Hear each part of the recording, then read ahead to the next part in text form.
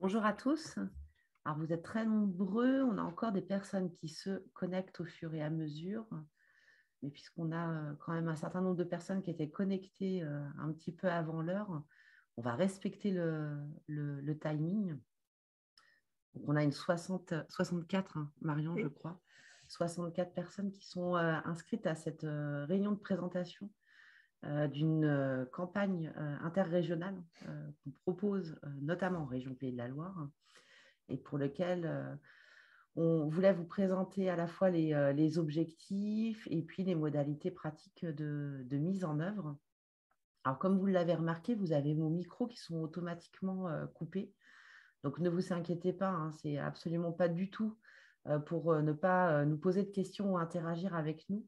C'est que dans la mesure où vous êtes très nombreux, l'idée, c'est de pouvoir avoir un temps de présentation de la campagne et puis se réserver un temps en deuxième séquence de ce temps web pour pouvoir échanger et partager sur les questions. Donc, on pourra faire un petit temps où on réactivera les micros. Dans tous les cas, pendant tout le long de la présentation, n'hésitez surtout pas à poser vos questions sur le chat. J'ai vu qu'il y avait déjà une personne qui nous avait dit qu'elle n'avait pas de micro ni de caméra. Donc, pas de souci. On ne pourra pas de toute façon tous vous voir. Donc, n'hésitez vraiment pas à utiliser le chat et puis à partager vos questionnements. Dans tous les cas, nous sommes ravis, enfin, je suis ravie au nom de Calirel et nous sommes ravis au sein de Calirel de pouvoir vous présenter cette campagne interrégionale sur la culture de sécurité en EHPAD qu'on souhaite proposer en région Pays de la Loire.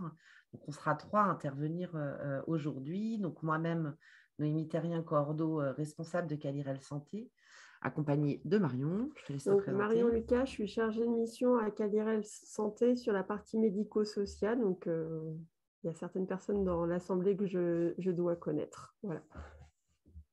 Et Guillaume Mavillot, je suis chargé d'évaluation, statisticien. Donc, dans cette campagne, je me chargerai surtout de gérer tout ce qui est technique au niveau de la saisie et de la plateforme Iforap. Donc, certains doivent déjà connaître cette plateforme.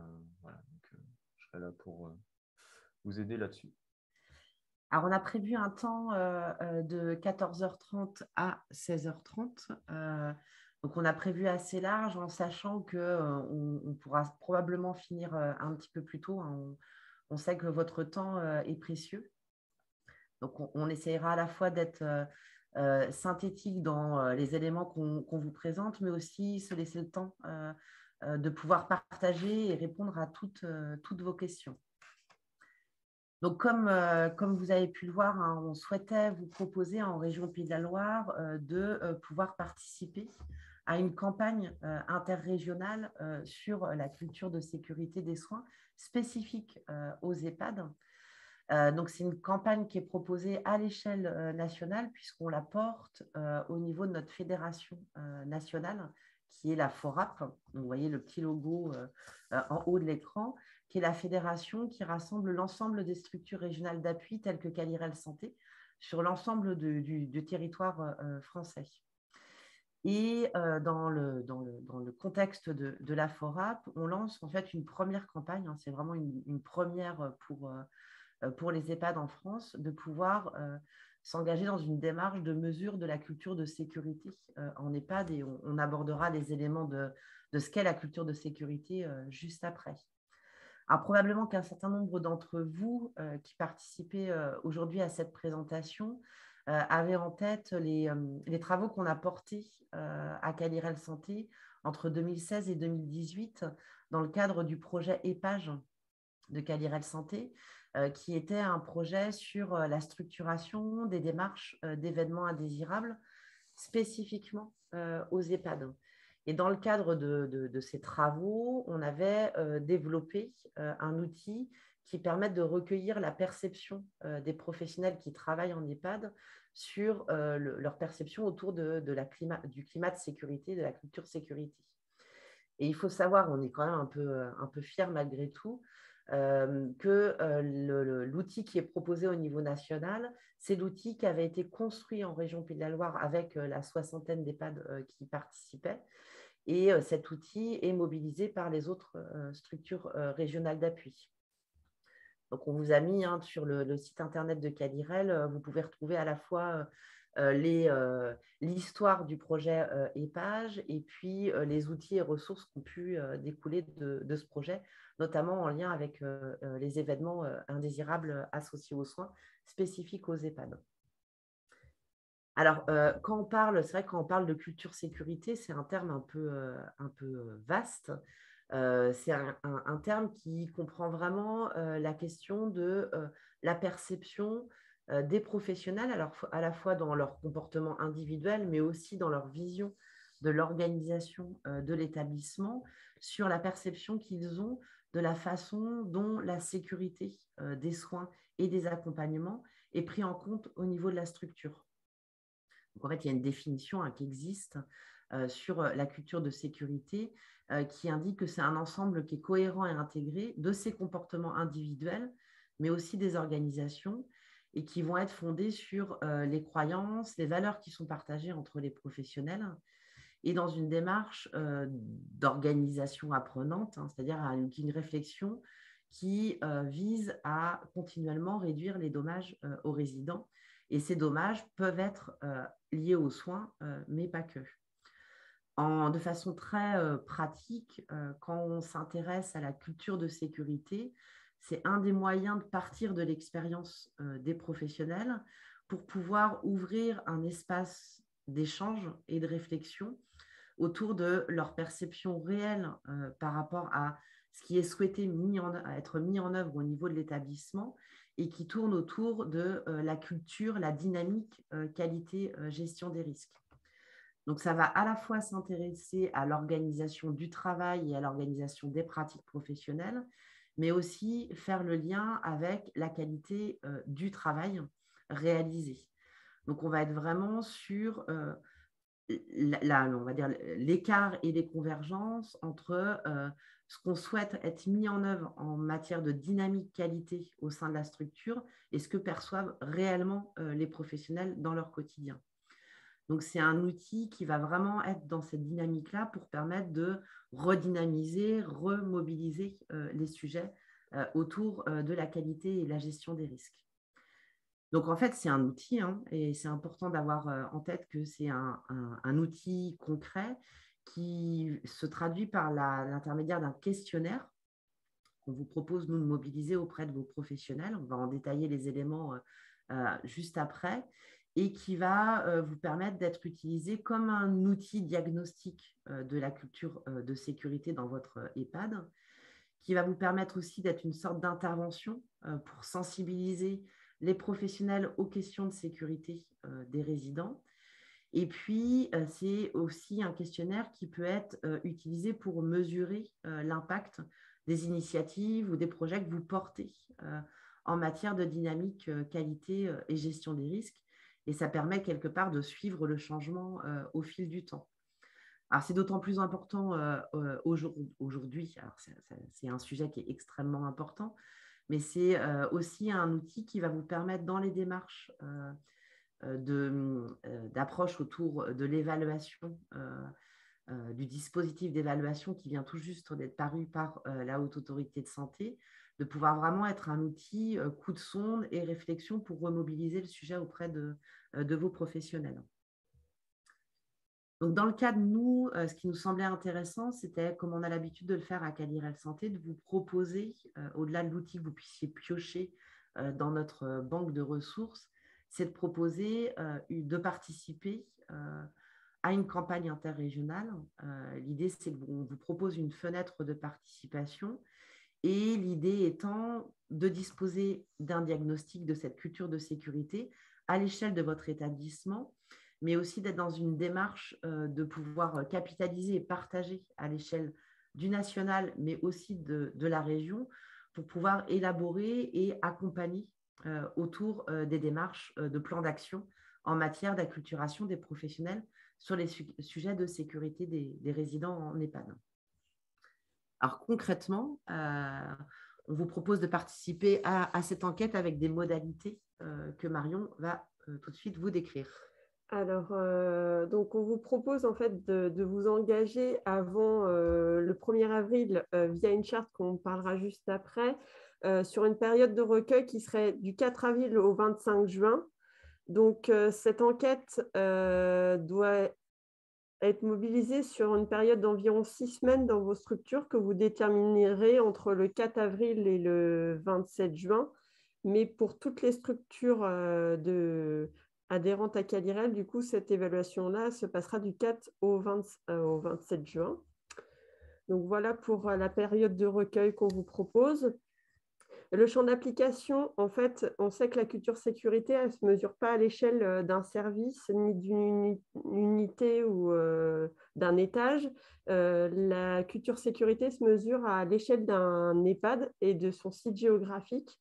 Donc, cet engagement doit se faire à l'échelle de l'établissement. Alors, pour les établissements qui sont multisites, c'est vraiment sur le site géographique. Donc, si vous avez un EHPAD dans telle commune et un autre EHPAD dans l'autre commune, du coup, vous aurez deux enquêtes auprès de vos deux structures. Voilà pour le champ d'application. La population, donc ce questionnaire est auto-administré, donc chaque professionnel aura accès à un questionnaire. Donc, c'est un questionnaire par salarié travaillant en EHPAD. Et pas seulement les personnes qui travaillent à l'EHPAD, mais aussi les intervenants privés style prestataire ou qui sont plus de 10% du temps de travail. Je prends un exemple, notamment les professions libérales comme les kinésithérapeutes qui peuvent intervenir plus de 20% de temps dans votre structure, les coiffeuses, les médecins, des médecins, tout professionnel qui rentre qui est impliqué dans les soins donnés aux résidents.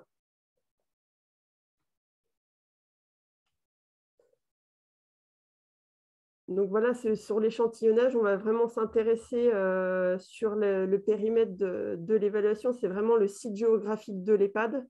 Et donc, vous ferez une évaluation par site géographique pour les établissements qui sont multisites.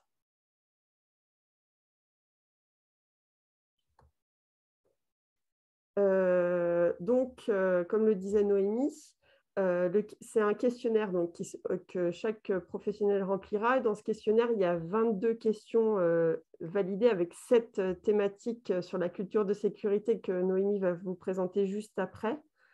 Il y a 6 questions non intégrées dans le score du questionnaire, mais qui va vous permettre de voir les notions de signalement des événements indésirables dans votre structure.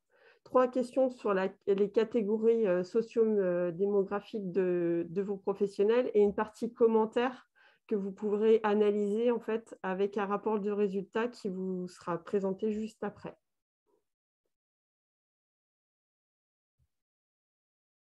Alors, c'est vrai que le questionnaire, on le précisait, c'est un questionnaire qui va être passé auprès des professionnels et qui vise à mesurer la perception des professionnels sur le climat de sécurité au sein de votre structure. Donc, quand on parle de climat de sécurité, en fait, il va questionner plusieurs éléments, ce questionnaire, des éléments qui sont vraiment en lien avec ce qui est considéré comme des composantes essentielles dans les dynamiques qualité des structures. Donc, la première thématique, ça va être des questions qui vont tourner autour du travail en équipe. Donc, ça va questionner le soutien et la collaboration des professionnels entre eux dans le respect des collègues. Donc, vraiment interroger comment on fonctionne et on travaille en équipe. La deuxième thématique qui va être interrogée, c'est la question des effectifs et la perception que vont avoir les professionnels entre l'adéquation entre les effectifs, la charge de travail et la qualité de l'accompagnement. La troisième thématique, c'est la question des respects des procédures. Donc, quelle est la perception et l'expérience des professionnels sur la prise en compte des procédures dans leur activité professionnelle? La quatrième thématique, elle va s'intéresser à tout ce qui est transmission et partage d'informations. Donc, on va avoir des questions qui vont questionner la qualité des informations qui sont à la disposition du professionnel pour la prise en soin des résidents. Donc, comment le professionnel perçoit la qualité des informations qui sont à sa disposition pour la prise en soin des résidents. La 5e thématique, elle va s'intéresser à ce qui tourne autour de l'alerte et le retour d'expérience autour des incidents. Donc là, c'est des questions qui vont vraiment s'intéresser à la perception qu'a le professionnel du traitement qui est fait des incidents potentiels ou avérés, ou plus communément appelés des événements indésirables, et comment ces événements, ces dysfonctionnements sont mobilisés pour rechercher des solutions de façon collective. La 6e thématique, c'est l'attente et les actions des responsables concernant la sécurité des résidents. En d'autres termes, elles vont questionner comment le management, la direction de l'établissement, l'encadrement de proximité va encourager au respect des procédures, à la prise en compte des difficultés réelles du terrain et puis aux propositions d'amélioration qui sont proposées à l'échelle du responsable. Et enfin, la 7e thématique, c'est ce qu'on appelle l'organisation apprenante et la perception globale de la sécurité des résidents. Donc là, elle va interroger le professionnel sur la facilité qu'a l'établissement à prendre en compte les erreurs, à mettre en place des changements qui soient pérennes et la qualité globale de la prise en soin pour une sécurité des résidents. Donc cette thématique, elle va plutôt interroger la perception qu'a le professionnel sur la dynamique en place autour de la qualité et la gestion des risques. Donc, vous voyez qu'au travers de ces 7 thématiques, en fait, on va ni plus ni moins que questionner ou re-questionner, faire un état des lieux sur où on en est de la perception des professionnels sur les dynamiques qualité et gestion des risques. Alors, ça nous semble encore plus opportun dans le contexte actuel, puisqu'il y a un besoin de mobiliser, remobiliser, et puis re-questionner la question de la perception réelle des professionnels et de pouvoir ouvrir des espaces d'échange pour travailler sur les dynamiques qualité et gestion des risques.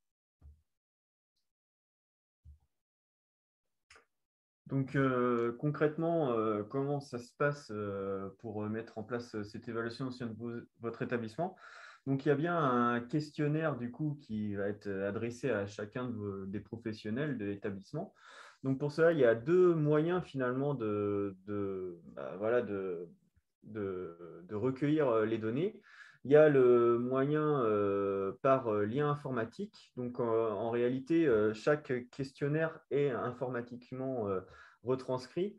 Donc, vous aurez la possibilité de récupérer un lien pour participer à l'enquête, pour que chaque professionnel participe à l'enquête en cliquant simplement sur le lien et où le formulaire, de manière classique, s'ouvrira et ils pourront répondre directement en ligne. Donc, voilà, il faut savoir que ce type de passation a des contraintes, bien sûr, puisque ça nécessite que chaque professionnel puisse avoir accès à Internet et que vous puissiez, vous, de votre côté, communiquer ce lien web à chaque professionnel par l'intermédiaire d'une adresse mail, par exemple. Donc, c'est pas toujours… ce moyen-là n'est pas toujours le plus adéquat pour viser l'exhaustivité des professionnels. Donc, il y a toujours le deuxième moyen qui, lui, est le moyen le plus classique, qui est la passation sur papier, tout simplement. En réalité, le questionnaire professionnel n'est pas très long, hein. Il tient sur une page recto verso. Et donc, en fait, on préconise plutôt d'utiliser cette méthode puisque ça vous permet d'imprimer le questionnaire et de l'avoir en libre service finalement au sein de votre EHPAD ou de le mettre dans les bulletins de salaire, le moyen de viser l'exhaustivité de vos professionnels est plus un meilleur rapport de participation par ce biais-là. Encore une fois, il y a quand même une petite contrainte à cette méthode. Par contre, c'est que chaque retour papier de questionnaire va falloir les ressaisir informatiquement. Donc, il faudra une personne, un référent de l'enquête au sein de votre établissement qui devra ressaisir les retours papier. Donc, voilà, les deux ont ses avantages et ses inconvénients. On peut passer. Donc, dans tous les cas, faut savoir que ce soit sur papier ou par le lien informatique, il faudra toujours passer par la plateforme Iforap. C'est la plateforme qui centralise finalement les données, les saisies de données et qui permet ensuite de se constituer une base de données pour votre établissement et pour pouvoir garantir des résultats consolidés par l'intermédiaire d'un rapport automatisé. Donc, l'avantage de la saisie par un lien informatique, c'est que vous n'aurez pas à ressaisir ces données. Les professionnels, dès qu'ils auront répondu sur le formulaire web, automatiquement, les données seront centralisées sur Iforap. Alors que sur l'utilisation du questionnaire papier, ce sera, comme je l'ai dit, à vous de centraliser les questionnaires papier, les retours papier pour les ressaisir sur cette même plateforme Iforap.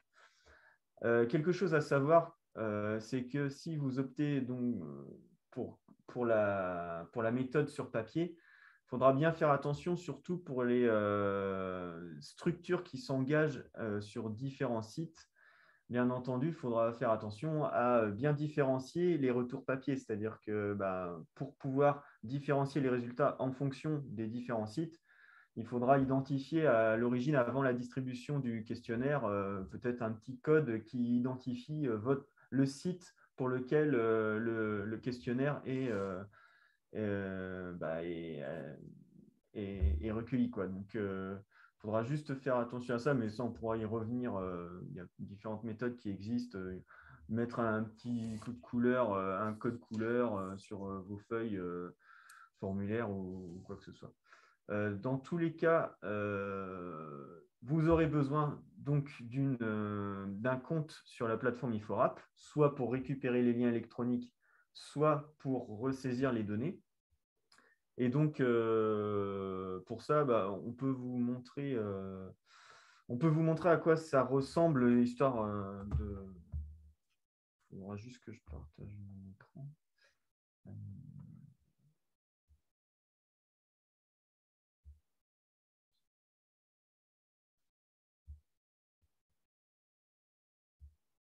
Donc, je pense que tout le monde voit.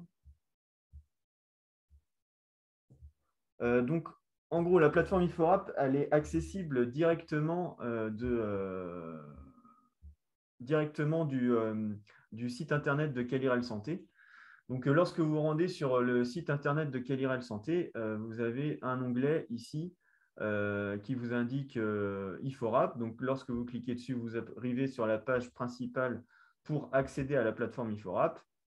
Et donc, vous y accédez par ce bouton ici, accéder à la plateforme Iforap. À partir de là, lorsque vous cliquez sur ce bouton, vous allez donc arriver à une page de connexion. Et donc, ça sera au niveau, lorsque vous serez engagé dans la campagne nationale, nous allons vous créer un compte personnel pour votre établissement sur la plateforme Iforap. Et ce sera à vous, du coup, de vous connecter avec votre compte personnel via cette page-là. Et donc, pour la première fois, vous devrez initialiser votre mot de passe pour pouvoir vous y connecter. Mais en gros, vous devrez tous passer par là pour vous connecter la première fois et même les fois suivantes. Une fois connecté à cette plateforme, vous allez donc atterrir sur votre interface principale. Et nous, on se sera occupé de vous préparer l'outil de culture de sécurité sur votre plateforme. Donc, vous découvrirez l'outil directement dès la première page une fois connecté. Et donc, comme dans l'exemple ici. Donc, en gros, là, je me connecte avec un compte par défaut. Et donc, vous, ce que vous aurez, c'est donc cette ligne culture de sécurité en EHPAD, donc avec votre établissement identifié. Les entités, lorsqu'on parle d'entité, c'est le site. Donc, la plupart d'entre vous, une partie d'entre vous n'aura qu'une seule entité, puisque un EHPAD correspondra à un seul site, mais certains d'autres seront engagés au niveau de la structure et donc auront plusieurs sites géographiques à gérer, et donc il y aura peut-être plusieurs entités de listées. Donc, on répète, c'est une évaluation, une enquête par site, pour bien distinguer les résultats ensuite. ce qui n'empêche pas derrière de pouvoir rassembler les résultats pour faire un rapport global au niveau de la structure, hein, bien sûr. Donc, dans l'exemple ici, je vous ai mis en exemple justement le cas d'une structure où il y a plusieurs sites. Donc, en gros, si vous êtes une structure, donc la structure 1, et vous êtes engagé sur 2 sites, le site A et le site B. Donc, lorsque vous accéderez à IFORAP une fois l'engagement terminé, vous aurez donc ces lignes pour votre structure, le site A et le site B, donc 2 lignes correspondant à 2 enquêtes distinctes, donc 2 populations de professionnels distinctes. Je répète bien ça encore une fois, puisque du coup, vous aurez la possibilité d'avoir ici 2 liens de saisie distincts, un lien pour le site A, pour saisir les données, pour que les professionnels saisissent leurs données, un lien, et un deuxième lien à distribuer aux professionnels du site B, pour le coup. Donc, c'est bien 2 liens différents qu'il faudra, dans la diffusion derrière, ça sera très important de garder ça en compte, puisque c'est ça qui permet d'ensuite distinguer les données pour faire 2 rapports différents pour chacun des sites. Donc, ça, c'est pour le lien. Vous avez la possibilité d'avoir le lien en format QR code ici. Donc, pareil, 2 QR codes différents pour les 2 enquêtes. Le QR code, bon, bah, maintenant, on est tous un peu familiarisés à cette méthode. Ça permet tout simplement de scanner et d'accéder directement au formulaire sans devoir retaper un lien web. Donc, ces 2 méthodes sont toujours dans le cas où vous avez opté pour la passation sur le questionnaire en ligne directement. Mais si vous avez opté pour la passation sur papier, vous retrouvez ici, mais vous l'aurez dans le kit de toute façon, ici, vous aurez la possibilité de télécharger le questionnaire professionnel au format PDF pour l'imprimer. Donc, il est dans les documents ici. Donc, encore une fois, si vous avez opté pour cette passation papier, comme je le répète, vous allez devoir rassembler du coup ces retours papier pour les ressaisir. Une personne en charge de ce compte IFORAP devra les ressaisir tout simplement en ajoutant une saisie ici. Donc, le fait d'ajouter une saisie, finalement, on va faire la démonstration. Le fait d'ajouter une saisie, donc ici, on est bien sur la ligne structure 1, site A. Donc, pour le site A, j'ai mes questionnaires papier du site A qui ont été identifiés site A. J'ajoute une saisie pour un questionnaire. Et là, du coup, j'accède au questionnaire, au format Internet. Donc, vous aurez juste à remplir ce questionnaire. Donc, les fameuses 22 questions plus les questions subsidiaires à la toute fin. Donc, ça se fait assez rapidement parce que vous voyez, finalement, c'est toujours le même format de questions. Donc, désolé, ça défile un peu trop vite par rapport à ce que je veux faire. Voilà.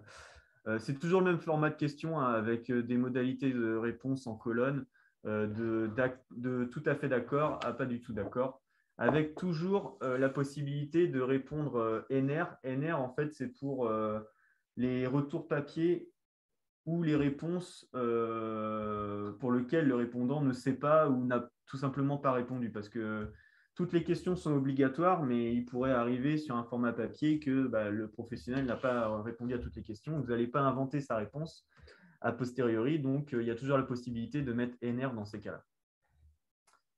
Donc, voilà ce qu'il en est pour le questionnaire professionnel. Je reviens à ma page principale. Donc, voilà, ça se passe ici, ajouter une saisie. Si j'ouvrais le lien ici, donc, j'accéderai exactement à la même page. Donc, ça revient finalement au même. Une petite subtilité est quand même à prendre en compte ici, c'est que dans cette enquête, on a donc le volet professionnel, donc X professionnels vont répondre à l'enquête pour évaluer la perception de la culture de sécurité au sein de votre établissement. Et vous avez, Marion en a déjà parlé, mais vous avez aussi le volet plus du côté établissement, c'est ce qu'on appelle le périmètre de l'évaluation, qui a à remplir une seule fois par enquête, donc une seule fois pour chaque site. Et en fait, c'est sur cette partie de questionnaire où il va simplement falloir répondre à des questions autour de l'enquête, c'est-à-dire bah, quelles étaient votre date de recueil, par quels moyens avez-vous choisi de faire votre recueil.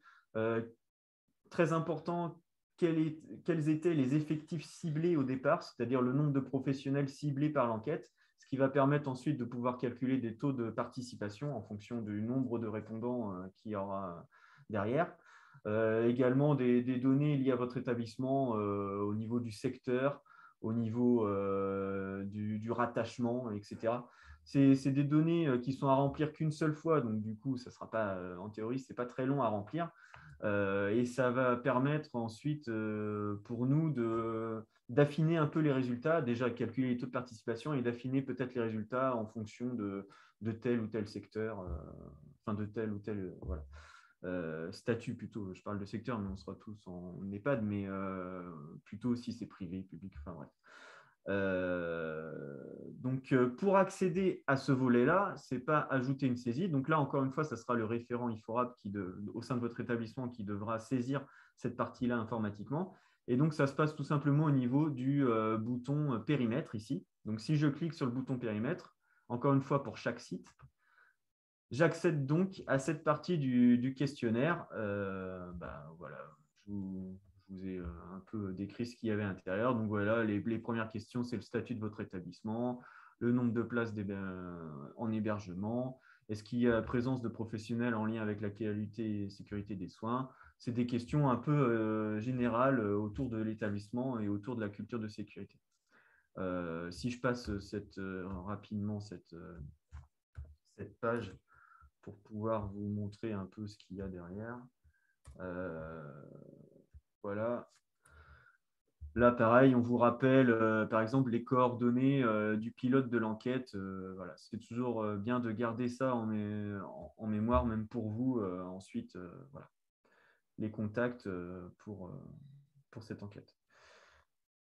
Donc voilà, donc encore une fois, je le répète, c'est bien à remplir une seule fois. Il ne faut pas le remplir plusieurs fois, parce que par définition, normalement, vous n'avez qu'une seule fois à remplir un périmètre par site.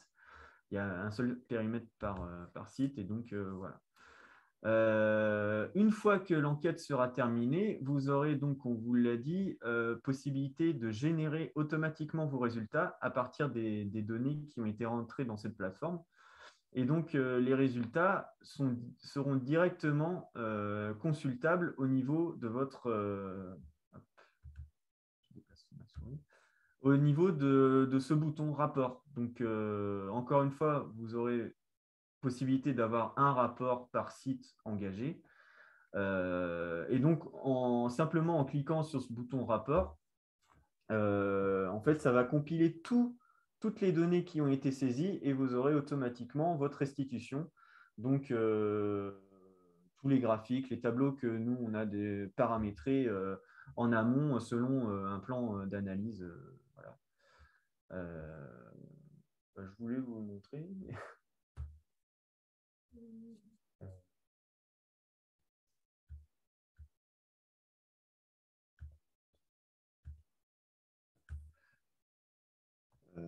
Il va s'ouvrir, mais j'avais un petit blocage. Donc voilà. De toute façon, j'ai fait à peu près le tour de ce qu'il y avait à savoir. Dans tous les cas, vous inquiétez pas. Une fois l'engagement fait, de toute façon, moi, Marion ou même Noémie, on sera en soutien. S'il y a des questions, on pourra. Il n'y aura pas de souci pour appeler et on essaiera de vous aider au niveau de toutes ces questions.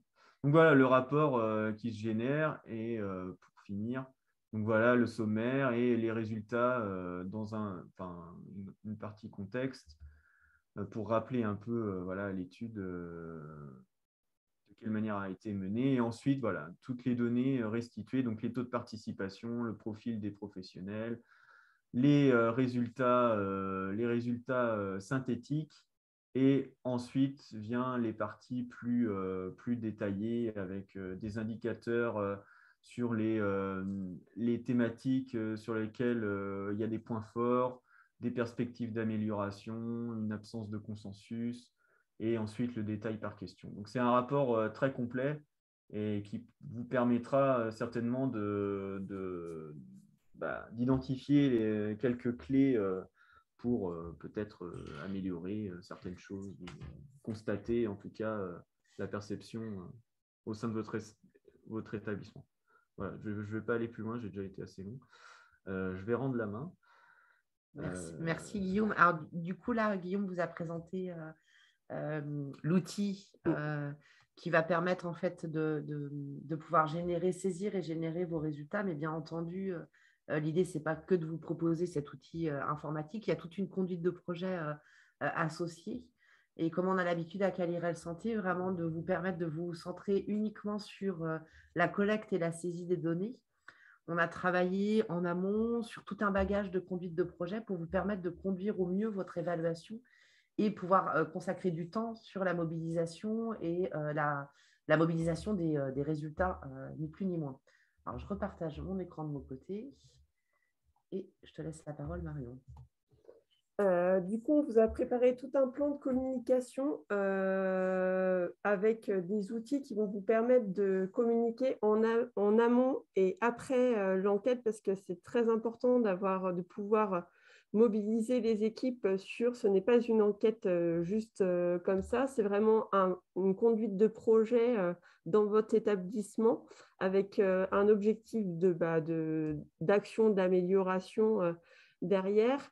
Et l'idée, c'est vraiment de vous donner des outils clés en main et notamment des clés de lecture sur le rapport que Guillaume vous a donné avec des guides.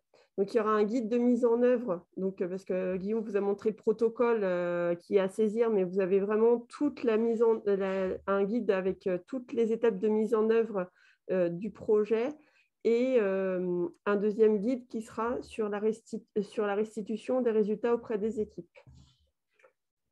On va commencer, on va rembobiner, on va repartir au début du projet.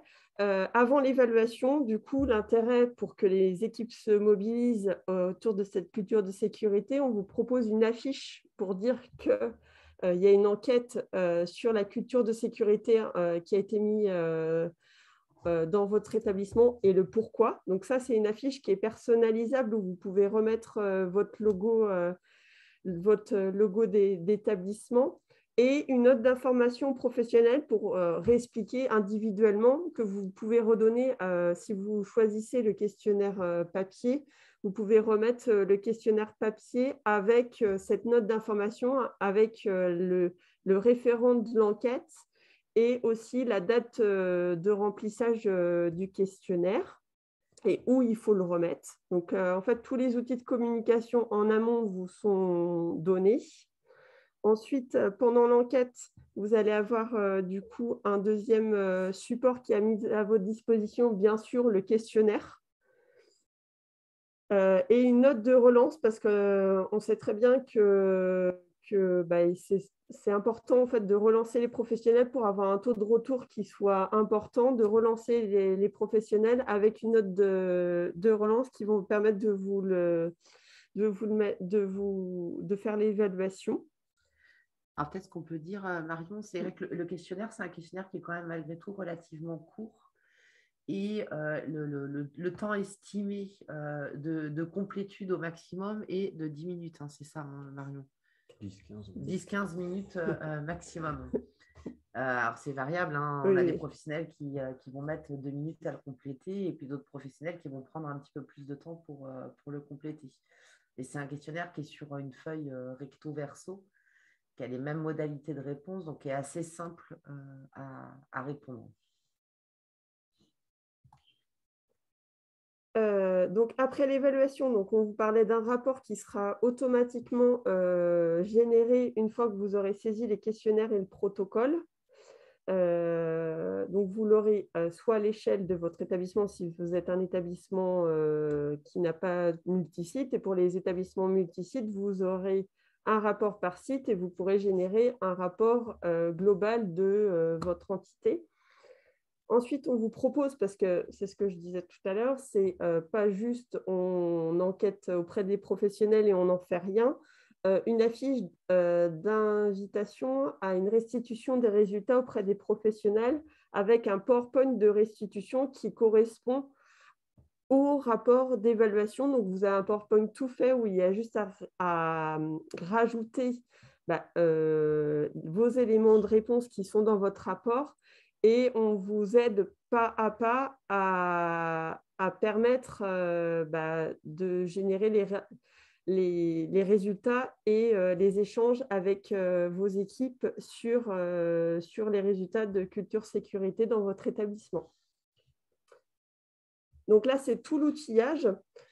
Tout à l'heure, je vous parlais de guide parce qu'en fait, pour vraiment vous permettre au maximum de vous mettre dans la peau de la conduite de ce projet-là, on vous a fait un guide numéro 1, s'engager et mener l'évaluation. Donc, en fait, on a formalisé toutes les questions que vous pouvez avoir en fait, sur cette évaluation. Quels professionnels doivent s'engager, noter en préambule vraiment qui est ciblé dans mon établissement pour pouvoir après savoir combien de professionnels j'ai ciblés par rapport au nombre de professionnels qui ont répondu. Tous les éléments en fait, de conduite de projet qui sont intéressants de remettre dans le protocole qui sera sur IFORAP pour le rapport, mais pas que, parce que c'est une évaluation que vous pouvez remobiliser à n'importe quel moment dans la vie de votre établissement, dans 2 ans, dans 3 ans. Et en fait, cette partie de conduite de projet vous permettra de savoir qui avait fait quoi, combien de professionnels on avait mobilisé, et en fait, vraiment voir tout l'historique de votre enquête à ce moment-là. Et le deuxième guide, qui a mobilisé dans un deuxième temps, du coup, avec votre rapport de résultats, qui est un outil d'analyse et de plan d'action. Donc, en fait, on vous donne plein de conseils et astuces pour analyser vos résultats par rapport au rapport. Donc, ça, c'est un guide qui sera à votre disposition, mais pas que, parce que du coup, tous les 3, en fait, on est dans la conduite de ce projet-là au niveau de Calirel Santé. Bien sûr que si vous avez des questions sur vos résultats, on est disponible. Et un deuxième élément, c'est que le 13 octobre 2022, on va vous proposer des résultats, de vous faire connaître les résultats régionaux de cette évaluation-là. Et on reviendra bien sûr plus que largement sur les résultats et, l'analyse que vous pouvez en faire dans votre établissement, donc à l'échelle de votre établissement et au niveau régional. Et parce que du coup, ça reste une évaluation et qu'on n'est pas tous dans la conduite de projet dans nos EHPAD, on vous a refait une fiche repère en fait. Vous êtes référent de l'enquête culture sécurité dans votre établissement. Qu'est-ce que vous devez faire, sachant que c'est sur 6 semaines. Première semaine, je fais ça. Deuxième semaine, je dois faire ça. Je ressaisis mes questionnaires sur la plateforme ou je regarde l'état d'avancement sur la plateforme IFORAP si j'ai un lien électronique. Et donc voilà, le but, c'est que vous soyez le plus autonome sur cette enquête-là, mais qu'on vous ait donné le plus de billes pour pouvoir la mener au mieux dans vos EHPAD, parce qu'on sait très bien que le temps est très compté et qu'on essaye de vous donner le plus d'outillage pour que cette enquête, en fait, ne soit pas une fin en soi, que ça soit juste une étape dans la mise en œuvre de la culture sécurité dans votre établissement. Donc, si je résume, organisation de la communication mars-avril, du coup, dans vos structures. De mai à juin, la mise en œuvre de l'évaluation. En juin, on finit la recueil et la saisie des données sur la plateforme. Donc, au 27 juin, on finit le recueil sur la plateforme IFORAP. En septembre, on vous propose d'organiser le retour à vos équipes et à vos instances. En septembre, et puis les actions d'amélioration. Et fin d'année, en fait, de commencer à mettre en place vos actions d'amélioration dans vos structures.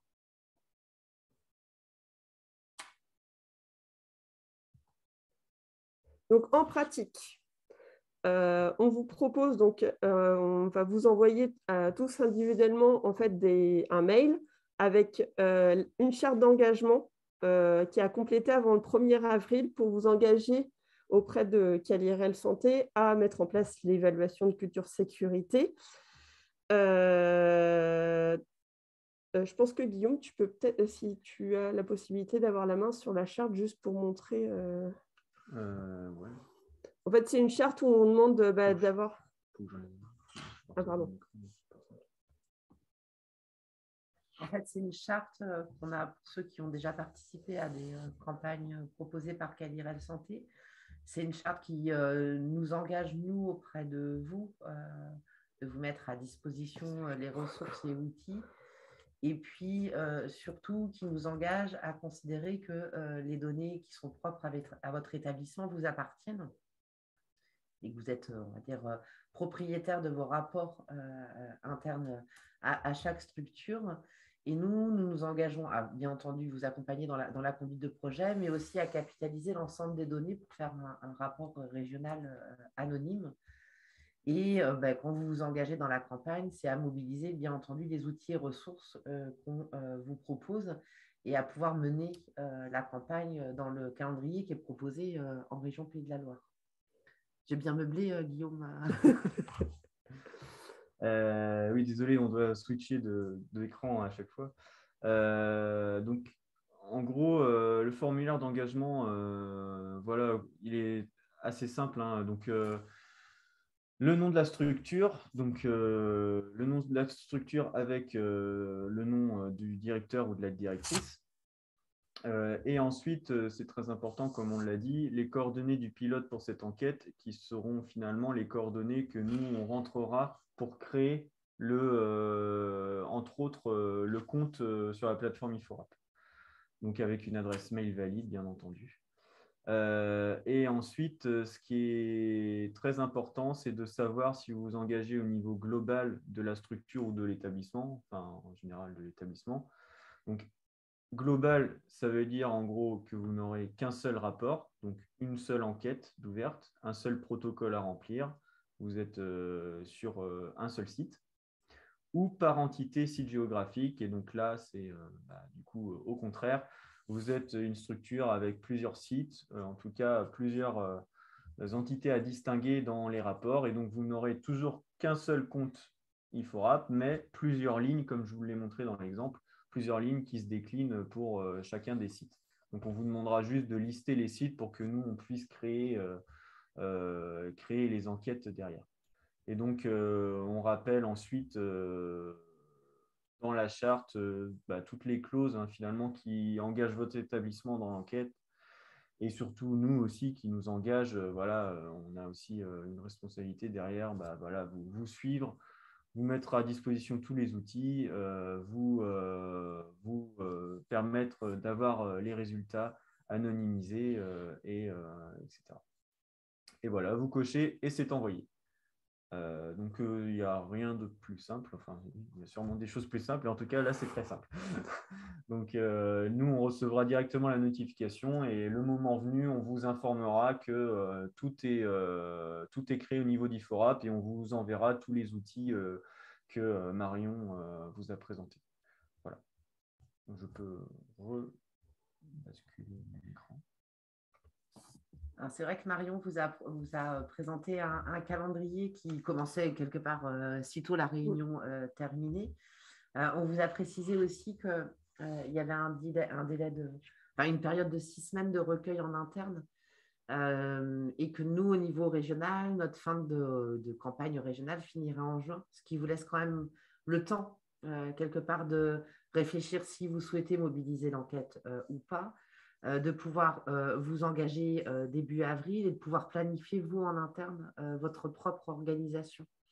Et dans les guides qu'a présenté Marion, l'idée de ces guides, c'est vraiment du pas à pas. Ils ne sont pas très conséquents. C'est des guides d'une dizaine de pages, 10-15 pages chacun, et qui vous permettent pour chacune des étapes de vous poser la question du qui fait quoi, de comment vous allez mobiliser l'enquête, sur quelle période vous allez la réaliser, etc., etc.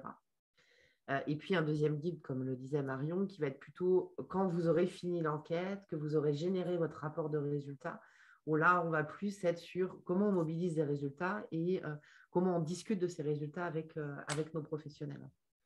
Donc, de façon pratico-pratique, vous allez avoir, donc là, on a remis le lien, mais on va vous renvoyer le lien avec la charte. Ensuite, sur le site de Calirel, vous pourrez télécharger tous les outils que je vous ai parlé juste avant pour prendre connaissance déjà de l'évaluation, de toute la conduite de projet. Ce qu'on ne vous a pas dit au début de la rencontre, mais on a enregistré cette rencontre pour que vous puissiez en fait le revisionner ou revisionner avec d'autres professionnels de votre structure qui conduiraient le projet cette journée. Et bien sûr, on reste à votre échange pour tout ce qui est conduite de projet sur cette évaluation-là et tout questionnement. Ce que vous disiez, Guillaume, donc si vous vous engagez, à la suite de ça, on vous ouvrira des droits vers la plateforme IFORAP. Et donc, Guillaume sera plutôt sur cette partie-là. Et moi, sur la conduite de projet, je pourrais vous aider du coup si vous avez des questions sur la conduite de projet dans votre structure.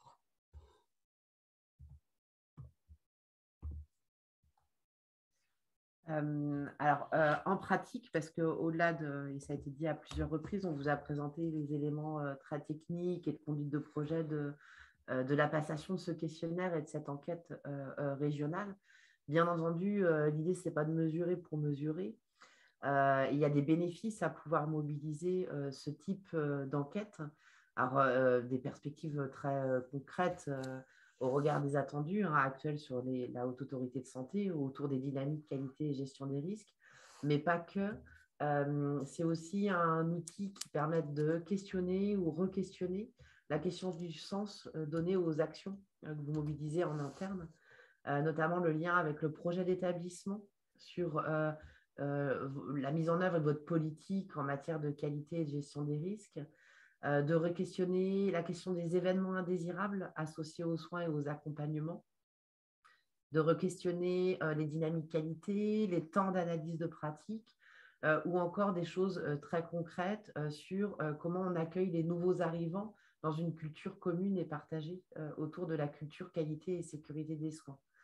En d'autres termes, l'objectif de cette enquête, c'est vraiment de mobiliser un espace, des espaces pour discuter du lien entre ce que vous pouvez attendre, vous, dans votre structure EHPAD, en matière d'engagement autour des questions de qualité et gestion des risques, et puis la réalité de l'expérience des professionnels et être une opportunité de pouvoir échanger autour de ces ressources et peut-être de mobiliser des outils et ressources qui existent par ailleurs, alors qui existent probablement vous en interne, mais aussi des ressources qui peuvent être mobilisées, qui sont mises à votre disposition, notamment par Calirel Santé, qui vont de la ressource de fiches mémo à l'attention du management en EHPAD sur des questions de culture juste de l'erreur, de temps de délégation, d'accompagnement aux dynamiques qualité, jusqu'à des outils de structuration et d'analyse des événements indésirables et des démarches qualité,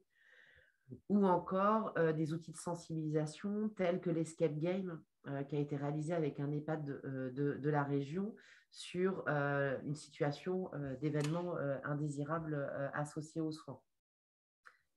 De même, l'objectif, c'est que nous, on ne soit pas dans une démarche de mesurer pour mesurer, mais aussi qu'on puisse proposer à l'issue de la participation des EHPAD de la région de pouvoir avoir un temps vraiment bien identifié pour restituer, bien entendu, les résultats régionaux.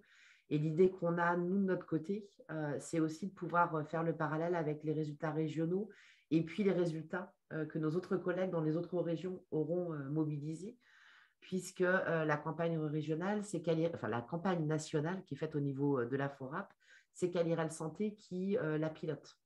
Donc, ça permettra aussi de faire le lien entre les dynamiques, ce qui existe en région Pays de la Loire et dans les autres régions.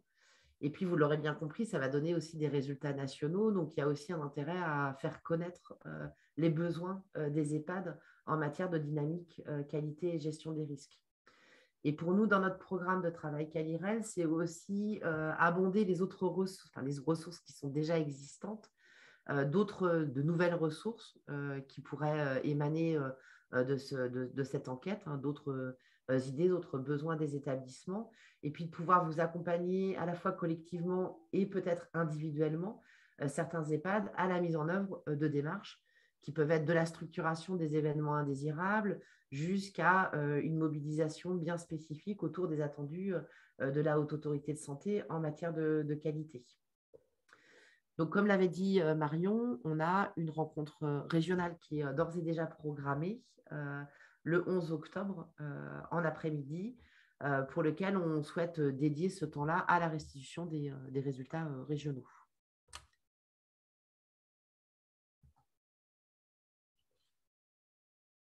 Alors, on a pris volontairement un temps court. Ça vous a peut-être semblé long et détaillé, mais ça nous semblait important de bien vous présenter l'ensemble des éléments de l'enquête pour se laisser un temps, et on va enlever notre partage d'écran, pour se laisser un temps de questions-réponses. Ce qu'on vous propose simplement, c'est d'utiliser la fonctionnalité de lever la main sur Zoom. Comme ça nous permet, nous, d'ouvrir votre micro et puis que vous puissiez prendre la parole. Et pour ceux qui ont indiqué ne pas avoir ni de micro ni de caméra, n'hésitez pas à poser votre question sur le chat qu'on relayera, nous, on regarde de notre côté. Donc, je départage juste. Et de façon pratico-pratique, on vous envoie un mail ce soir ou demain avec tous les supports et tout ce que je vous ai donné en lien pour mettre en place l'enquête, dont la charte.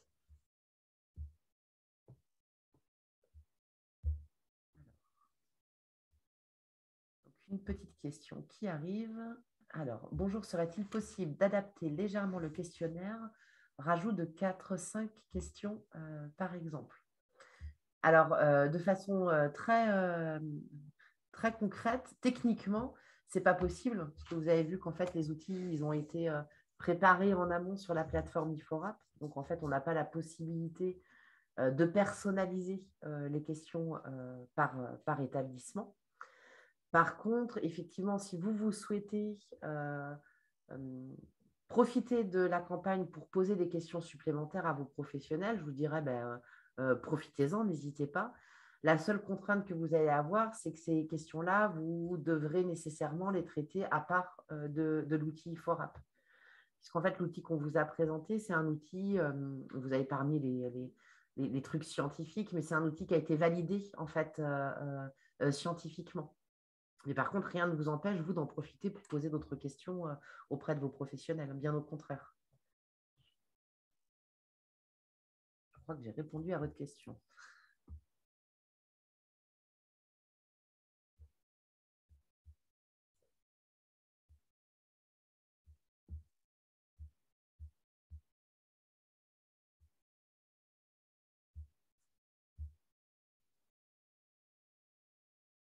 N'hésitez pas vraiment à prendre la parole. C'est un peu scolaire de demander aux personnes de lever la main. Mais...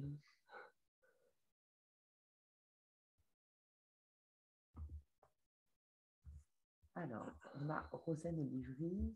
Alors, il faut juste que je vous retrouve. Alors,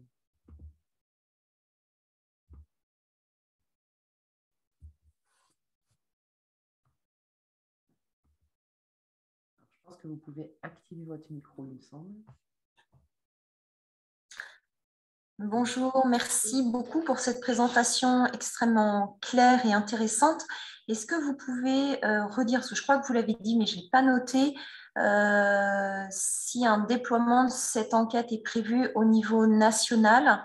Et si oui, à quelle période et avec quels organismes est-ce que cette enquête sera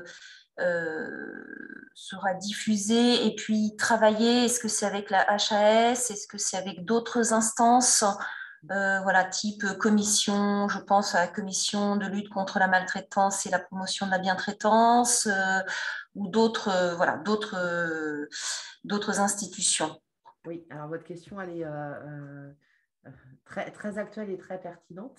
Ouais. Alors, Alors, oui, c'est bien une enquête qui est proposée au niveau national.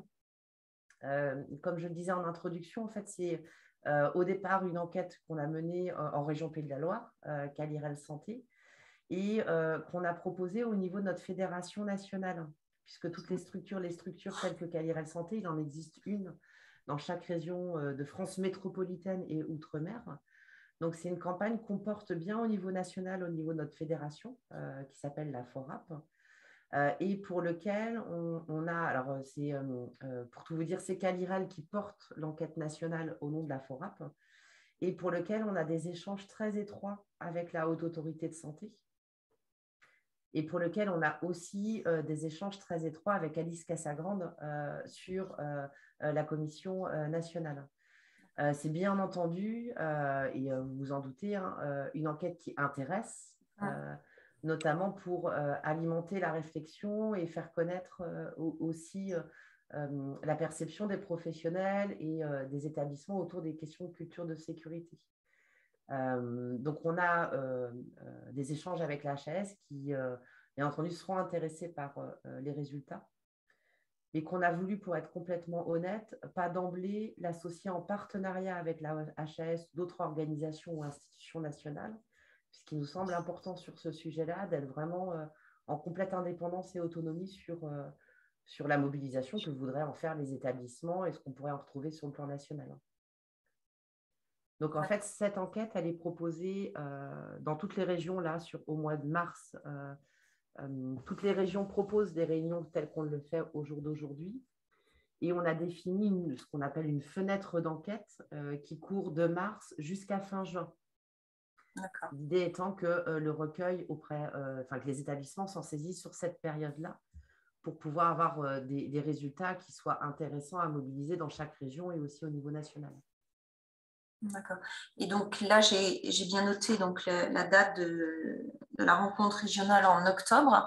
Et est-ce que vous savez déjà s'il y a une restitution prévue au niveau national, une publication des résultats sur le plan national? Ah oui, bien sûr, tout à fait. Ce sera quoi? Début 2023 ou probablement début 2023, puisque l'idée, c'est quand même de voir ce qui ressort d'abord dans chaque région avant d'abord de restituer aux établissements qui participent en région et ensuite de capitaliser au niveau national. D'accord. Merci. Alors, il y a une question sur le chat. Il y a même plusieurs. Oh, pardon. Alors, tac. C'est juste après celle d'après sur les... Alors, Isabelle Chéniaud. Est-il possible d'utiliser cet outil pour le foyer de vie, femmes et foyer d'accueil? Non, j'arrive pas à voir.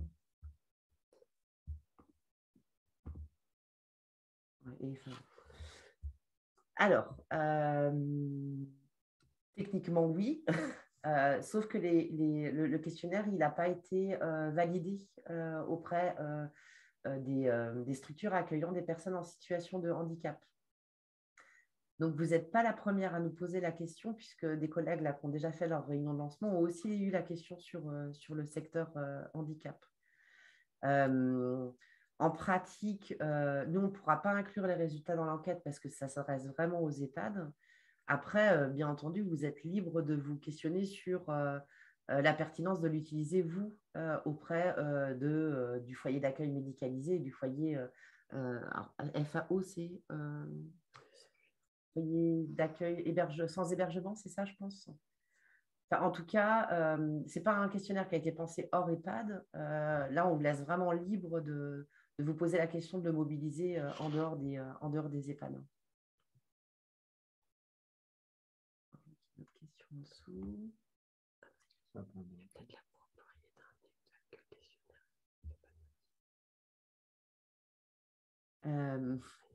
Bonjour, si la période de recueil ne correspond pas à notre planning établissement, la plateforme sera-t-elle accessible pour réaliser l'enquête un peu plus tard? Et si oui, comment procéder? Alors oui, bien entendu, même si nous, on préférerait que vous rentriez dans la fenêtre de la campagne avant fin juin. pour plusieurs raisons, hein, parce que ça vous permet aussi de rentrer dans la dynamique régionale et puis nous, de faire un accompagnement sur un grand nombre d'établissements en même temps. Ceci étant dit, l'outil, il sera toujours disponible sur IFIORAP et vous pouvez le mobiliser à un autre moment voilà, si votre calendrier, c'est préférable en septembre, en octobre ou en novembre, vous pouvez le réaliser de façon autonome. La seule chose, c'est que vous le réaliserez véritablement de façon autonome, donc vous n'aurez pas tout le bagage d'accompagnement qu'on est en train de réaliser dans le cadre de la campagne. Et puis surtout, vos résultats ne pourront pas intégrer les résultats régionaux et nationaux. Mais en pratique, c'est tout à fait possible. Je te laisse compléter, Guillaume. Ouais, juste pour la dernière question, comment procéder? En fait, sur le site internet de Calirel, la page de présentation de IFORAP que je vous ai montré tout à l'heure, il y a donc le bouton pour accéder à la plateforme et s'y connecter, mais il y a un bouton qui est juste à côté qui s'appelle « Demande d'accès aux outils ». Et concrètement, à la suite de la campagne nationale, là, on va mettre à disposition du coup cet outil en routine pour justement ceux qui souhaitent participer, les adhérents qui souhaitent participer, mais en dehors de la période de recueil national. Et du coup, vous pourrez simplement remplir ce formulaire de demande d'accès aux outils qui est librement accessible sur le site internet. Donc, vous mettrez vos coordonnées, vous cochez je souhaite avoir l'outil culture de sécurité et nous, on reçoit la notification et on vous ouvre les accès. Voilà. Et sur l'autre question, Isabelle Chéniaud, bien entendu, les supports de com, hein, Marion, tu nous confirmes, ils sont tous personnalisables avec le logo de l'établissement. En dehors du questionnaire, puisque le questionnaire, vous allez le retrouver en PDF. Et que ce qui est important sur le questionnaire, c'est qu'on ne peut pas modifier les questions du questionnaire parce qu'autrement, naturellement, les réponses apportées ne répondront pas à la question qui est posée. Donc, tous les supports sont personnalisables. Les supports PowerPoint, c'est des propositions qu'on vous fait et même au-delà d'être personnalisables, si la charte graphique ne vous convient pas, on vous laisse complètement libre de les modifier. Sauf que l'architecture, on vous demande de respecter l'architecture parce que ça a été pensé pour la restitution. Mais vous pouvez bien entendu personnaliser, mettre vos logos sans aucun problème. Je vois la question juste après. La question pour les SIAD, c'est un peu la même réponse que j'ai fait pour le secteur handicap et les foyers d'accueil médicalisés. C'est que le questionnaire, il n'a pas été validé et conçu avec un secteur autre que les EHPAD. Donc, ça ne pourra pas inclure la campagne régionale ou les données EHPAD. Ceci étant dit, on vous laisse vraiment complètement libre de regarder les éléments de contenu et de voir si les questions, elles pourraient aussi s'appliquer à votre secteur d'activité. La seule chose, voilà, c'est que ça n'alimentera pas la campagne régionale. Juste sur les SIAD, juste pour information pour les SIAD qui sont présents aujourd'hui, dans quelques semaines, nous avons travaillé avec la communauté de pratique SIAD sur un escape game pour sensibiliser les professionnels et notamment peut-être les questionner sur la culture sécurité au niveau du SIAD. Qui va être disponible dans quelques semaines où vous pouvez nous recontacter si vous souhaitez avoir accès à cet outil. C'est un outil clé en main en fait, qu'on a créé avec des personnes qui font partie de la communauté de pratique et on vous proposera en fin d'année un premier kit en fait, de mise en œuvre de la gestion des risques avec notamment ce kit, cet escape game et pas que d'outillage sur la gestion des risques au niveau des SIAD. Donc, n'hésitez pas à revenir vers nous parce qu'il y a des choses qui sont en train d'être faites au niveau des SIAD sur la gestion des risques en SIAD. Et pour le secteur handicap aussi. Et pour le secteur handicap aussi. Merci pour FAO, foyer d'accueil occupationnel, bien évidemment. Alors, une petite question sur la notion des multisites. Les établissements multisites peuvent-ils intégrer au périmètre de l'évaluation l'un de leurs sites localisés en dehors des Pays de la Loire en Normandie? J'imagine qu'ils seront dissociés des résultats régionaux, mais intégrés aux résultats nationaux. Alors, tout à fait. Puisque c'est une campagne nationale et que nos collègues des autres régions mobilisent aussi la campagne avec les mêmes outils, on a discuté pas plus tard que ce midi en temps de réunion interstructure régionale d'appui. On s'organisera pour que vous, dans votre conduite de projet, ce soit facilitant. Donc peut-être qu'un référent d'une région qui sera votre interlocuteur en conduite de projet. Mais l'idée, c'est que les données puissent alimenter les données des régions concernées. Donc, si vous avez des établissements en région Pays de la Loire et en Normandie, on va questionner le réseau Calva pour savoir s'il s'engage bien dans la campagne. Et auquel cas, les données de Normandie intégreront les données de la région Normandie. Et puis, les données globales intégreront aussi les résultats nationaux. Par contre, vous n'êtes pas le seul dans ce cas-là. Hein. Les établissements et l'organisation ne s'arrêtent pas aux frontières des régions. Donc, vous pouvez nous demander spécifiquement pour votre organisation multisite, même si elle est sur 2 régions, vous pouvez nous solliciter pour pouvoir bénéficier d'un rapport multisite. Et ça, on s'organise pour pouvoir le mettre en œuvre en concertation avec notre collègue des autres régions.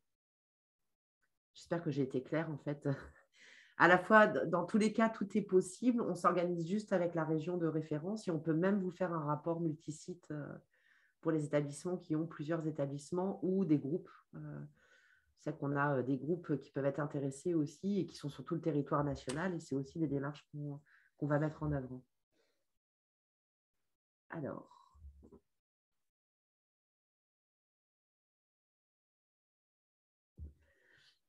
Donc, dans le cadre des structures mixtes EHPAD USLD, est-il possible et pertinent de mener une enquête sur l'USLD également, en identifiant 2 sites distincts par exemple, ce qui permettrait d'avoir un résultat pour l'EHPAD, pour l'USLD, puis un sur la structure dans sa globalité. Alors, je pense honnêtement que oui, complètement, parce que même s'il existe un questionnaire culture de sécurité spécifique aux établissements de santé, pour les unités de soins longue durée, on est quand même plus proche d'une organisation d'une culture EHPAD que d'une organisation à proprement dit sanitaire. Donc, c'est complètement possible. Il suffira de bien nous le préciser, hein, Guillaume, dans le détail entité, en indiquant bien ULSD. Pardon. Et bien sûr, les données ULSD ne rentreront pas dans la campagne nationale EHPAD. Alors, on les prend au fur et à mesure, hein, les questions. Alors, est-ce que le lien informatique ouvrira directement sur le formulaire sans saisie préalable d'identifiant? Oui, justement, c'est un des intérêts de ce lien, c'est qu'il est tout à fait anonyme et libre d'accès. Alors, ça a son intérêt parce qu'il n'y aura pas d'identifiant. Par contre, il y a un désavantage, c'est que vu qu'il est totalement libre et anonyme, un professionnel pourra l'ouvrir autant de fois qu'il le veut, ça fera autant de saisies. Donc, en fait, on ne peut pas distinguer les gens qui cliquent sur le lien. Donc, il faudra juste faire attention à ça, prévenir vos professionnels peut-être que voilà, à chaque fois qu'ils cliquent, à chaque fois qu'ils valident un questionnaire, la réponse est automatiquement enregistrée comme une réponse à part entière. Donc, voilà. Il y aura peut-être un tri à faire à un moment donné. Et il y a l'accessibilité aussi de l'ensemble des professionnels à ce lien.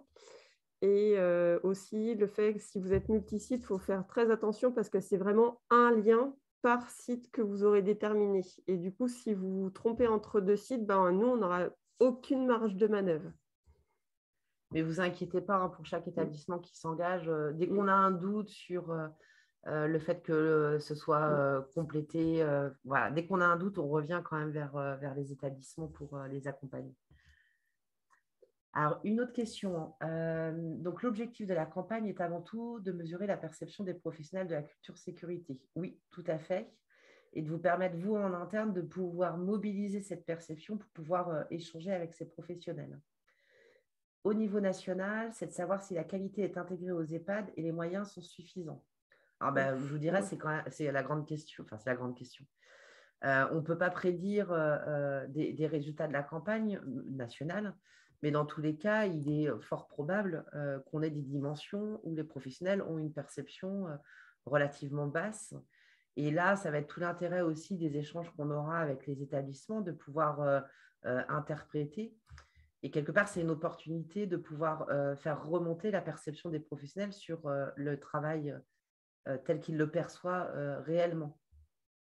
Donc, de savoir, je ne sais pas, mais en tout cas, d'objectiver un certain nombre de perceptions, très probablement.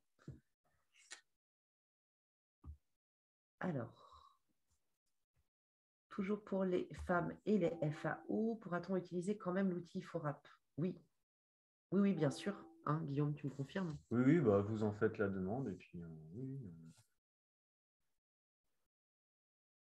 C'est juste qu'on ne les utilisera pas comme données EHPAD, mais... Ça ne sera pas inclus dans l'évaluation, c'est tout. Mais après, encore une fois, voilà, vous pouvez nous en faire la demande et puis on vous ouvrira l'outil. Alors, cette démarche pourrait être intéressante dans le cadre de la convergence des démarches qualité et d'évaluation pour les structures mixtes. Alors, complètement. Complètement. Et d'ailleurs, alors, vous n'avez probablement pas eu le temps de vous farcir tout le référentiel de la Haute Autorité de Santé qui est sorti il y a quelques jours. Alors, il n'y a pas d'item, enfin, d'attendu aussi, on va dire, explicite que pour les établissements de santé. Mais par contre, effectivement, il y a des attendus sur la culture, l'engagement des professionnels autour des démarches et des dynamiques qualité et gestion des risques. Donc, c'est sûr qu'il y a un lien étroit quand vous avez des structures avec une activité sanitaire et une activité médico-sociale, de pouvoir avoir à la fois une même approche, mais tout en personnalisant aux spécificités des EHPAD et du côté sanitaire avec des outils qui mesurent la culture de sécurité, mais qui sont vraiment personnalisés spécifiquement pour les EHPAD.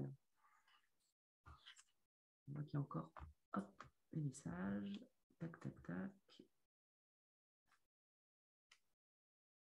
Alors, lorsque vous avez présenté le questionnaire établissement, sauf erreur de ma part, il me semblait avoir vu une question sur le nombre d'ETP qualiticiens rattachés à l'établissement. Dans notre cas, les EHPAD sont rattachés à un CH. Hop, je vais filer un petit peu. Il y a un qualiticien dédié à l'institution et qui intervient sur les EHPAD en fonction des besoins. Quel nombre de TP est indiqué dans ce cas? Ce n'est pas explicitement ETP. Si, c'est ETP. Chez différents professionnels avec... Après, l'idée, c'était surtout de voir si les EHPAD avaient quelqu'un qui pouvait les aider dans la démarche qualité gestion des risques. Donc, moi, je vous dirais que vous mettez un ETP parce que du coup, potentiellement, c'est compliqué. Un ETP, ça fait beaucoup quand même. Est-ce que vous pouvez quantifier le temps que vous avez qui passe au niveau des EHPAD? Si c'est un 10%, vous mettez 10%. En fait, cette question-là, c'est plus pour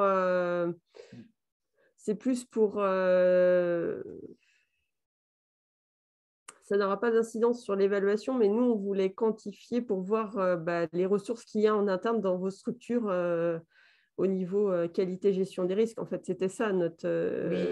estimez-le. Faites peut-être une estimation. Si vous estimez que sur une année, ça représente un 0,1 ETP, c'est-à-dire une demi-journée par semaine ou moins, peut-être faire une estimation de ce niveau-là. En fait, ça pas, comme le dit Marion, ça n'a pas pour objectif d'objectiver le nombre de TP. C'est plus d'identifier si dans les établissements, il y a des relais, qu'ils soient salariés, qualiticiens ou pas d'ailleurs, parce qu'on l'a bien mentionné, c'est aussi l'existence de référents au sein de la structure. De référents, on peut avoir un référent qualité qui est une aide-soignante, une infirmière coordinatrice, un petit temps de médecin co, une assistante de direction. En fait, c'est très variable. Ce n'est pas tant la compétence qualiticien qui nous importe, c'est de savoir s'il y a un référent à proprement dit. Et du coup, le TP, c'est pas...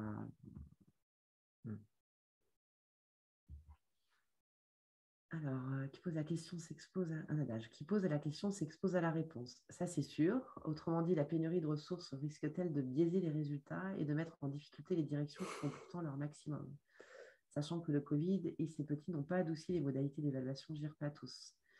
Alors, effectivement, s'engager dans cette enquête culture de sécurité, c'est voir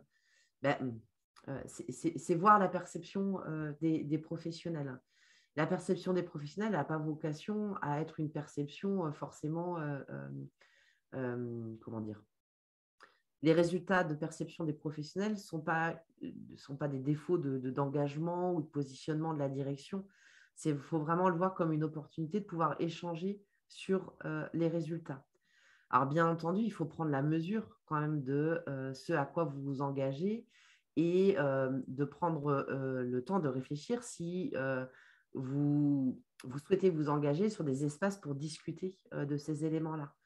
Parce que dans les dimensions que je vous ai présentées, on questionne bien entendu la question des attentes des responsables en matière de qualité et de sécurité des résidents.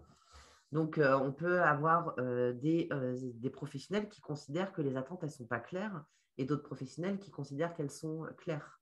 Mais ce n'est pas tant le fait qu'il y ait des professionnels qui considèrent que ce n'est pas clair qui est intéressant de savoir, c'est de pouvoir dire qu'est-ce qui ferait, c'est l'espace d'échange qu'on va mettre autour, ce n'est pas clair, mais qu'est-ce qui ferait que ce soit plus clair pour vous? Donc, ça nécessite forcément une sorte d'exposition à la réponse et vous avez complètement raison. Je ne suis pas sûre que ça biaise les résultats. Et au contraire, alors c'est une conviction personnelle que j'ai, c'est probablement le meilleur moment pour réaliser ce type d'enquête, dans le sens où si on attend que ça aille mieux pour réaliser ce type d'enquête, les résultats risquent de nous montrer que tout va bien. C'est aussi un moyen, quelque part, d'objectiver le fait que la culture de sécurité, c'est un sujet qui est identifié comme prioritaire par la Haute Autorité de Santé, mais ça nécessite quand même qu'il y ait des ressources et des moyens, et pas qu'humains, des moyens et des engagements autour de ces sujets. Donc, vous avez raison. Et en même temps, ça nous semble, nous, essentiel de pouvoir s'exposer à ce type de réponse.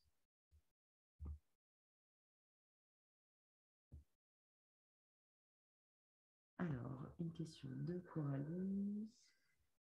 Peut-on choisir pour un site une passation informatique et sur l'autre une passation papier? Je peux répondre. On déconseille fortement de… Non, sur 2 sites différents. Sur 2 sites différents. Oui. Si c'est sur 2 sites différents, c'est possible, mais il faut que vous soyez hyper clair dans vos baskets, surtout si vous avez des intervenants style paramédicaux qui font les 2 sites. Donc, on le déconseille quand même fortement si vous avez des professionnels qui font les 2 sites parce qu'il y a un risque de confusion énorme et surtout sur le fait que, ah oui, alors du coup, informatique, c'était les pads X et puis papier, c'était les pads Y parce que du coup, le professionnel, quand il répond s'il a les 2 questionnaires sur chaque site parce qu'il est paramédical et qu'il intervient sur les 2, il faudra qu'ils se mettent dans la culture de l'établissement X et sur l'autre questionnaire, dans la culture de l'établissement Y. Donc, clairement, ce n'est pas une réponse fermée, mais on vous le déconseille quand même. C'est possible techniquement, mais voilà. Mais par contre, si vous avez des contraintes organisationnelles qui font que dans un site, c'est plus facile de papier, dans un autre, c'est plus facile l'informatique, vous ne posez pas la question, bien entendu. Mettez-le en œuvre de cette manière-là. Mais il faudra être très clair avec ces professionnels qui sont plus compliqués à identifier et à suivre. Alors, lors de la présentation des résultats régionaux au mois d'octobre, y aura-t-il par la même occasion des propositions d'action qui pourraient être déclinées et déployées au niveau des établissements? Oui, tout à fait. J'étais un peu vite sur la diapo des perspectives, mais c'est bien entendu l'intérêt d'aller pas que simplement sur la mesure et la restitution des résultats, mais aussi de proposer des actions très concrètes que vous puissiez vous mobiliser par la suite en interne, qui existent déjà ou pour lesquelles, au décours de l'enquête, on identifie qu'il y a un sujet qui est commun à beaucoup de structures et pour lequel on pourrait mobiliser une réflexion et un travail sur des actions concrètes qu'on pourrait mettre en place au niveau régional. Alors, 21 nouveaux messages. Alors là, vous allez me dire, Noémie, dépêche-toi. Ça, et vous déconseillez. Oui, tout à fait, on déconseille. De supports différents sur un même site, ça, c'est évident. C'est d'autant plus déconseillé. Oui. Mais non, il n'y en a plus après, je voyais 21 messages. Non. Mais je pense qu'il comptabilisait tout. Ah oui, d'accord. Je voyais 21 messages non lus. Je me dis, oh là là. Après, l'idée, c'est qu'on vous envoie le mail avec tous les supports, vous en prenez connaissance et après, on reste forcément à votre écoute par échange mail ou par téléphone pour répondre à vos questions, parce que ce qui est en premier lieu, c'est de prendre, de lire les guides, le questionnaire et de prendre connaissance déjà de tous les supports et de votre conduite de projet. En fait, essayez de remplir le premier guide avec toute la conduite de projet pour voir en fait où vous en êtes.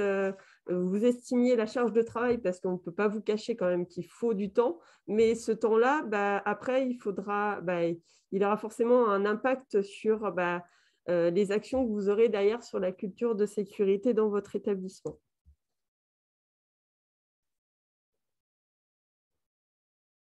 N'hésitez pas si vous avez de nouvelles questions. C'est vrai qu'on fait les questions sur le chat, hein, mais vous pouvez aussi faire un petit signe de la main pour qu'on ouvre le micro.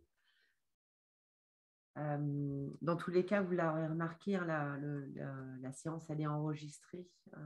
Je vois notamment, Madame Turbet, votre petit message. On aura le replay qu'on vous mettra à disposition. C'est vrai qu'on vous a donné beaucoup d'informations. On a volontairement voulu vous présenter l'ensemble des dimensions de la conduite de projet pour que vous puissiez avoir toutes les informations en main. En même temps, on vous a donné beaucoup d'informations, donc ça peut vous permettre aussi de rebalayer un certain nombre d'éléments en regardant le replay. Et puis, comme le disait Marion, il y a tous les outils qui sont à votre disposition pour pouvoir les reprendre.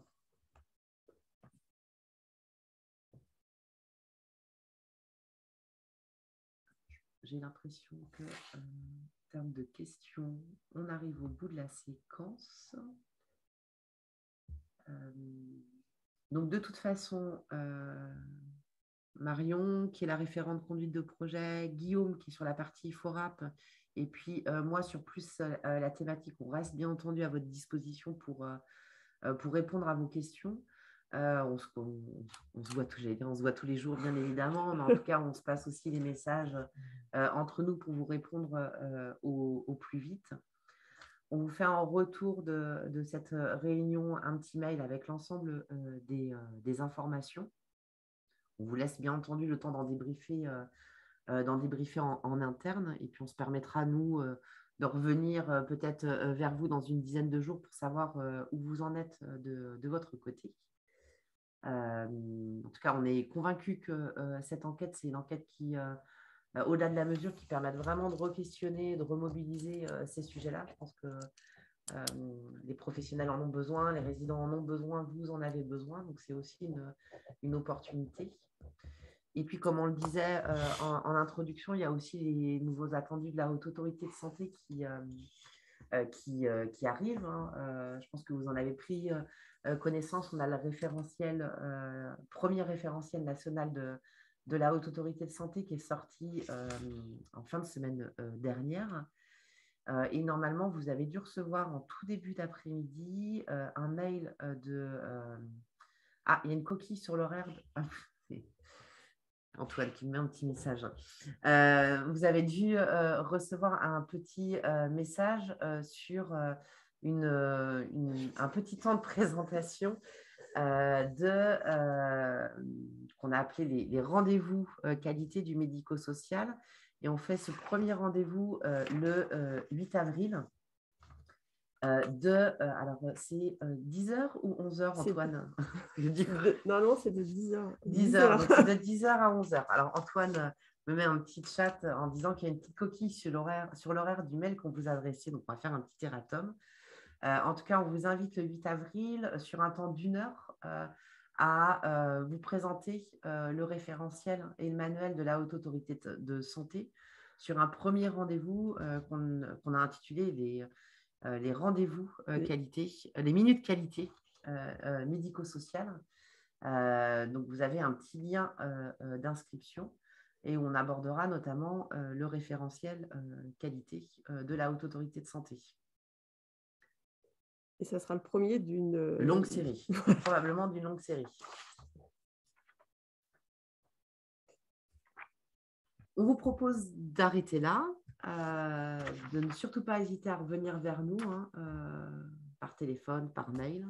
On vous remercie d'avoir été aussi nombreux à participer à cette séquence.